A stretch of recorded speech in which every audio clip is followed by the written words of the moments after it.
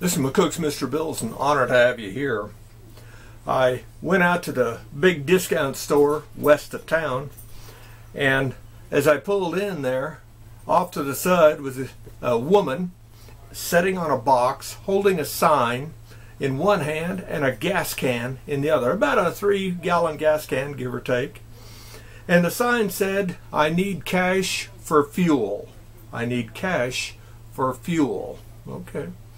And beside her was a little bitty girl standing there looking very sorrowful, absolutely, as I drove by. So I went on in and made my purchases and came out.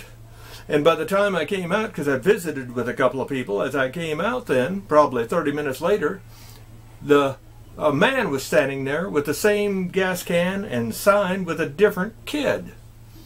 And I said, well, I got a family that's hurting one way or another. And I slightly thought about helping them.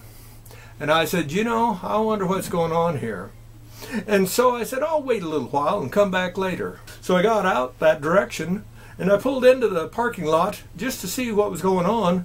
And they had quit holding the sign up. The man, the woman, and 2 kids were over now at a reasonably nice mini home. Reasonably nice mini home. And on the back of that reasonably nice mini home was a brand new, because it was still plastic wrapped, generator for that mini home. Brand spanking new.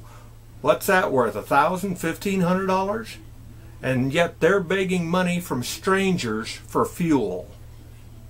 Makes your soul pretty cold, I'm here to tell you. I'm here to tell you. Add fuel to the fire. Had a kid come up to the candy truck and he said, Mr. Bill, look at all that money you have in your dish. He said, I bet there's hundreds of dollars in there. And I said, well, you're almost right. It's about $150 I keep in here on a daily basis so that I can, if someone comes in with a $50 bill, I can break it for them if they buy, you know, snow cones or something from me. And he said, you need to give that money down there to Texas. They need it down there, and they need it in Florida.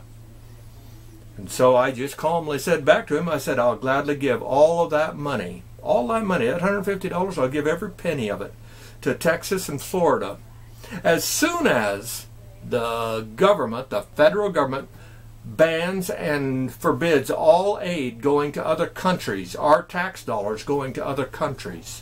When they stop that money from flowing out and never coming home, they stop that money to help our own people, then I'll give you that $150.